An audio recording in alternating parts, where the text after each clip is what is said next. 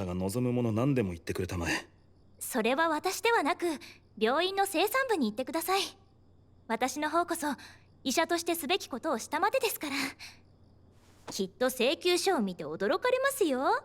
当病院は一般市民と貴族階級では金額が異なりますから。後になってぼったくりなどとお怒りにならないでくださいね。 What's going on, everyone? I selfishly, okay? I selfishly just want more Doctor Elise. Episode number 4 of Doctor Elise was absolutely amazing and fantastic.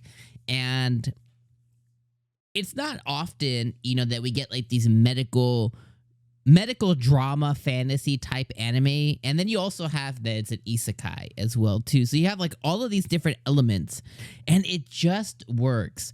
Now, over the past couple of years, we've gotten a lot of like pharmacy animes. Like, you know, we've gotten I think last season we got I think the closest one was like Sweet Reincarnation, which was like, you know, somebody who can do stuff with sweets. We got Pharma, which was like another pharmacy isekai. So we've gotten a few different pharmacy type anime. We've gotten a couple of sweets type anime, like healing through the power of sweets and stuff. But we haven't really gotten a medical anime in really... I can't even remember the last one. I'm trying to put my brain to work here too. I'm trying to remember like the last medical type anime we've got. I just haven't seen anything like this. And I think that's what really makes Doctor Elise special. So episode 4, 10 out of 10. Like I was completely engrossed in this episode. I was completely just all in on this episode. And over and over, you have Dr. Graham, who is at the Teresa Hospital. You know, he's the one that Elise is reporting to. And I like hearing his inner dialogue over and over. She's like, oh, she's a prodigy and she's this, and she's just like, it's impossible. And like the way she's doing this is like, it's like, you know, medical knowledge is imprinted on her body, the way that she moves and reacts, and the way, you know, the way she's able to completely disclose the information. So it's not like she's just able to do something. She's able to completely explain it. And of course, she's doing this because she engrossed herself in her last life in all of this medical knowledge. You know, becoming one of the top doctors in Japan or Korea, wherever, you know, she was originally from. So it's like, that is just, you know, like, it's awesome to see that translate to here. And my favorite part of this episode, it wasn't the fact that she saved, you know, this Randall guy or whomever, I think it was. It wasn't the fact that she saved him. My favorite part of this episode was the scritchy scratch doctor writing.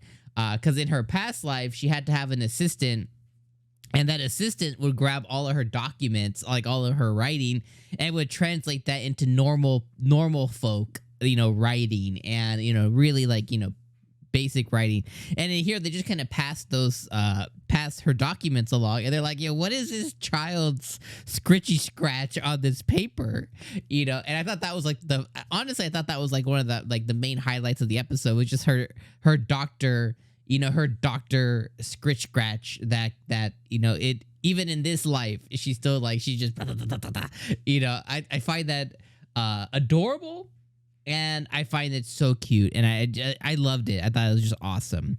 The rest of the episode, she performed a splenectomy. I think that's how you pronounce it. Splenectomy, however you want to say it. Essentially, when this dude got shot in an alley, and the way he got shot was really awful too. Basically, you had these two guys, the prince and his attendant, cut through an alley and just get attacked by a guy with a knife, and he just happened to have a gun too.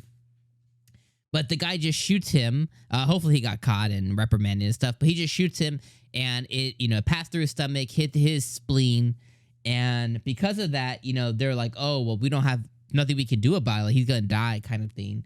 And she's like, no, we can, you know, we can heal, we can remove the bullet, we can remove his spleen. He'll be perfectly fine. Like, he'll be okay. And, you know, she knocked it out, got the gloves, got the okay from the prince. That she doesn't know who he's a prince, because he just came there to observe and stuff. She got the okay from him, and she performed the surgery flawlessly, again, like a veteran, because it's a more simplistic surgery, at least to her, on the scale of complicated surgeries. It's a more like easier one for her to pull off. She pulled it off flawlessly, did it in front of the prince, and even the prince the whole time he's like, you know, she's going against my father right now, you know, to be a doctor. And, you know, the way she's like, he's like, even with my like not having medical knowledge, he's like, I can tell like she's incredible. So like all of that is just awesome to see. And she, you know, she heals the guy, not heals him, but she, you know, she performs the surgery and she makes it happen. And God, what an episode. Like, what an episode. And she also tried to treat the prince too, because she's like, oh, you're dizzy. That's not good, dude. And he got flustered. So he's like, no. Obviously, she's going to be the one to heal him. You can just kind of see, you can see the writing on the wall there. And maybe it's not even like healing is doing like doctor sense, just like being close. You know what I mean? Giving him peace. But like, oh, it's so juicy, such juicy stuff. Anyways, Doctor Elise episode 4 was awesome. I thought this episode was incredible. I was at the edge of my seat the whole moment, like the whole episode, every moment I was at the edge of my seat. And when it ended, I was like, no, I want more.